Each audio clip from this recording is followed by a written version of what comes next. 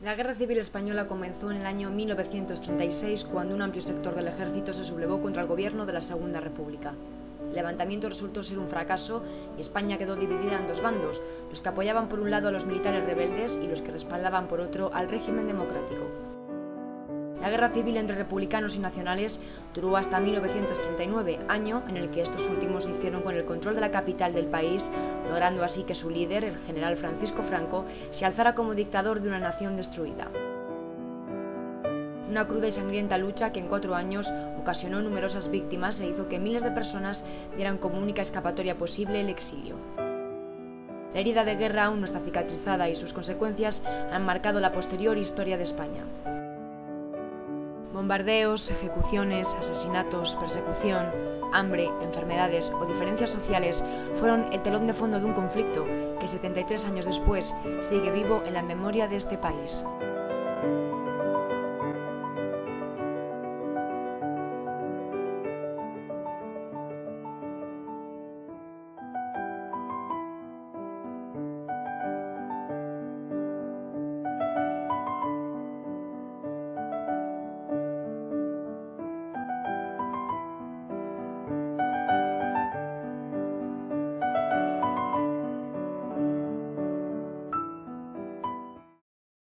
El enfrentamiento bélico vivido en España marcó un antes y un después en lo referido a la propaganda política y la manipulación de información atendiendo los intereses de unos y otros, un hito.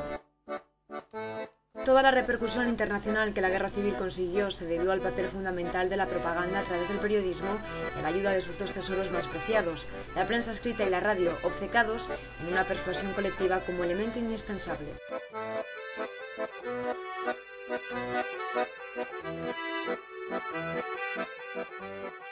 La función de estos medios de comunicación durante la Guerra Civil fue clave para el desarrollo y apogeo del conflicto.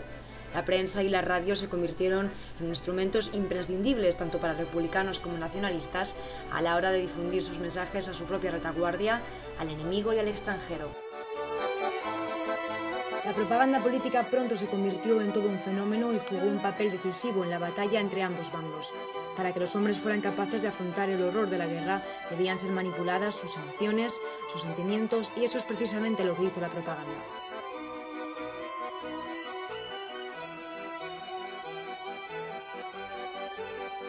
Esta se convirtió en un proceso de difusión de ideas a través de múltiples canales con la intención de manipular al grupo, al pueblo español y promover en ellos los objetivos del emisor, no siempre necesariamente favorables para el receptor.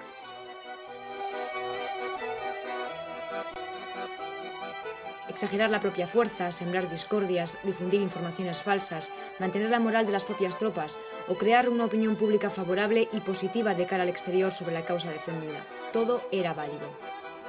El objetivo del periodismo en este momento estaba claro: controlar las mentes de las masas por parte de los dirigentes políticos a través de la manipulación informativa con la ayuda de la prensa escrita y la radio y enviar los mensajes que fueran necesarios a la población civil sobre los comportamientos que debían de adoptar durante la contienda.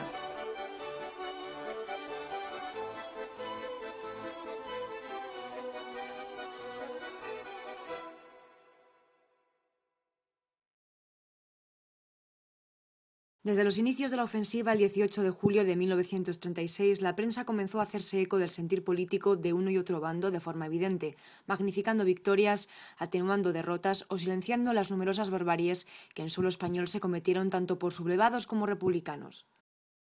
La prensa española pronto comenzó a ser utilizada como un medio propagandístico clave, de tal modo que se generó una especie de guerra periodística entre los dos lados enfrentados, dificultando conocer realmente los hechos que estaban sucediéndose.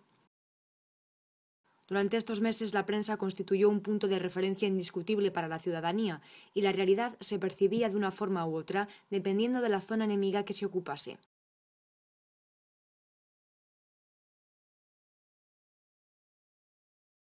El bando llamado nacional de los generales rebeldes van a ser expropiados y todos los periódicos pertenecientes a sindicatos o a la izquierda, y esos van a comenzar a ser editados por Falange. Empresas de tipo tradicional como el ABC de Sevilla van a seguir funcionando. Ya durante la época de la Segunda República, los facciosos contaban con destacadas cabeceras como ABC, Acción Española, donde se asentaban las bases del franquismo, o publicaciones como Arriba o Libertad, pertenecientes a la Falange. Con la llegada de la guerra, los periódicos de derecha siguieron funcionando sujetos a una rígida censura, mientras surgían otros procedentes de la incautación de los periódicos que eran propiedad de sindicatos o de partidos de izquierdas. El Norte de Castilla de Valladolid, el ABC en su edición sevillana, el Heraldo de Aragón y la Gaceta del Norte de Bilbao eran las publicaciones destacadas en este momento, todos con una clara tendencia conservadora y que contribuyeron a ampliar la influencia de un régimen que estaba naciendo. La mentalidad militar había invadido la prensa, la propaganda y en la vida de los sublevados se asentaron las ideas de exaltar al ejército, de integrar a la Iglesia en la vida cotidiana y de consagrar un Estado totalitario. Pero sin duda uno de los hechos más destacados relacionados con la prensa y su labor propagandística dentro de la zona sublevada vino protagonizado por Serrano Suñer y la promulgación de su ley de prensa e imprenta de 1938, vigente hasta la década de los 60. La legislación exigía revisar de forma urgente el papel de la prensa a la hora de crear el nuevo Estado, ya que, según decía, los lectores estaban envenenados de tanto sectarismo y antinacionalismo y debían ser depurados. Los periódicos debían de estar al servicio del interés nacional y por eso se ejerció un máximo control sobre ellos para influir sobre la opinión pública. Así, las publicaciones nacionalistas vendieron una situación idílica del enfrentamiento.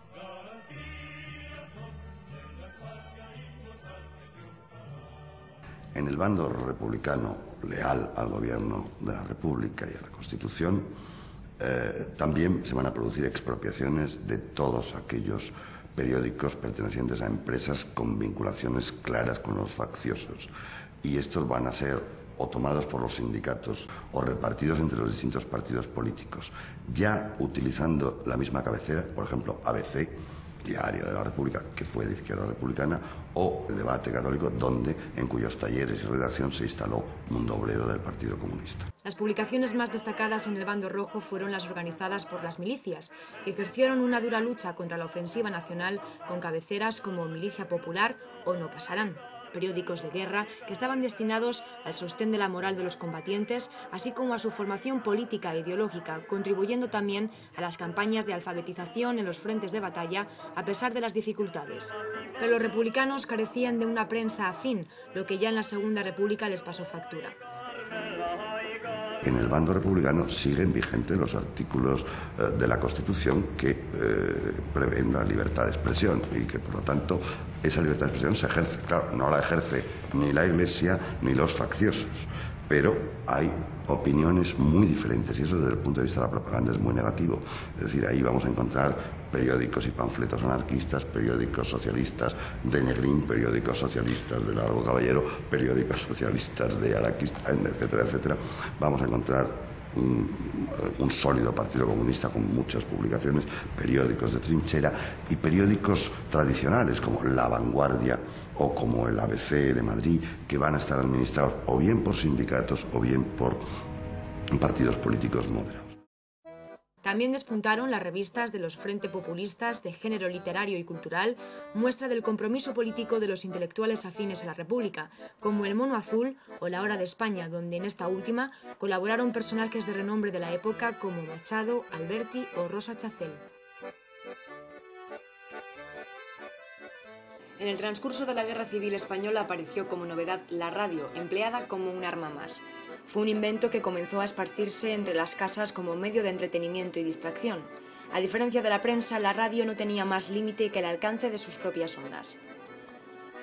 Republicanos y franquistas supieron sacar el máximo partido a este aparato para difundir sus discursos llenos de drama. Además, dadas las características de la población española, todavía marcada por un elevado índice de analfabetismo, la radio se convirtió en el medio idóneo para transmitir las consignas. En 1937 nace en el cuartel general de Franco Radio Nacional de España, creada también para fines propagandísticos. ¡Soldados rojos! ¡Dejad las armas! El caudillo perdona y redime.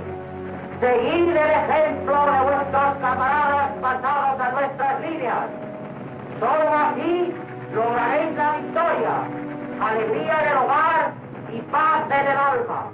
Esta emisora, que cubría toda España, la más potente hasta el momento, fue cedida por los alemanes y con su cobertura dio fuerza al movimiento nacional. Porque tenemos que construir y llevar un camino grande y seguir llevando sobre los hombros de los españoles el imperio legendario y tradicional que la juventud española forjará. Y la forjará porque lo está jurando con su sangre pródiga, porque lo está diciendo en los campos de España y porque está en el corazón de todos los españoles que gritan ¡Arriba España! Decid conmigo, el primer mártir de esta revolución, José Calvo Sotelo, por el sentido militar y castrense de este movimiento, José Sanjurjo, Emilio Mola Minar, por el futuro nacional sindicalista de este movimiento, Onésimo Redondo, Julio Rubial. Los partes de guerra, escuchados con angustia por toda la población española, darán más tarde nombre al noticiario de las 2 de la tarde de Radio Nacional de España. ¿En qué hogar del país no se escuchaba a la hora de comer entre platos y cubiertos esta sintonía?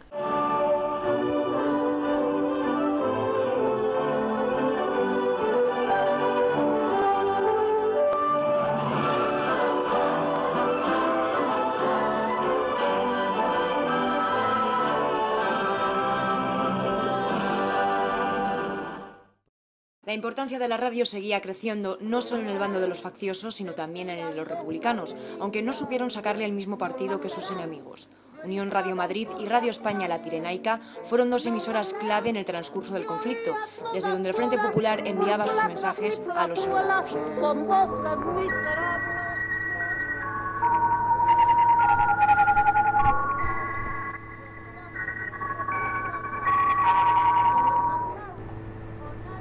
Habla Radio España Independiente, estación Pirenaica.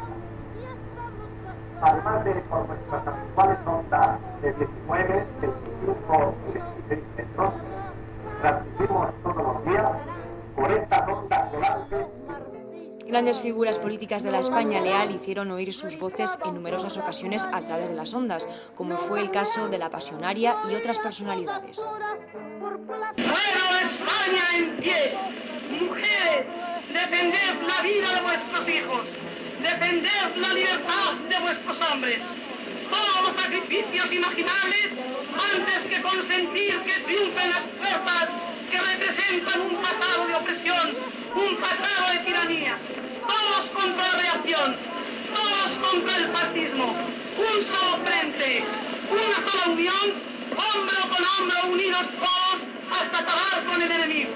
Abajo los generales mafiosos, abajo los elementos contrarrevolucionarios. Vivan las bravas milicias populares, vivan las fuerzas leales que luchan al lado de los trabajadores, viva la república, viva la democracia, abajo el fascismo, abajo... Las ondas se vieron inundadas de comunicados y notas de partidos políticos, sindicatos y otras organizaciones.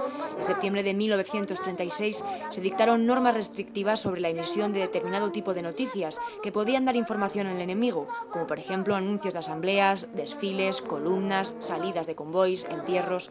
La excesiva cantidad de comunicados provocó una confusión propagandística en el bando republicano. Tantas voces, muchas veces contrarias entre sí, perjudicaron a la unidad que se necesita en la propaganda política.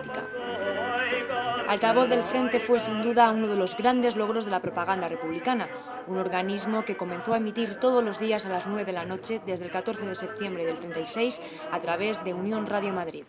Sus emisiones, en las que se alternaban charlas de distintos dirigentes con música revolucionaria o poemas cantados, adquirieron un justo renombre dentro del bando republicano y dentro del ámbito propagandístico. Este Galapaguito no tiene mares.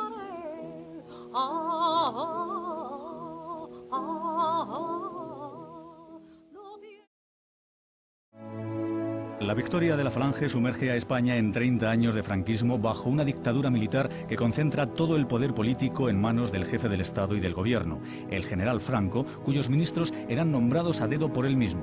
Un régimen inspirado en los fascismos europeos de Mussolini o Hitler, en el que quedaron totalmente prohibidas las libertades clásicas de reunión, asociación y prensa. La ley de prensa proclamada en plena guerra civil en 1938 establecía un total control de los contenidos, una estricta censura previa, el nombramiento de los directores y el control de acceso a la profesión. Todo aquello que fuera sospechoso de ser crítico con el régimen era eliminado, cárcel o pena de muerte.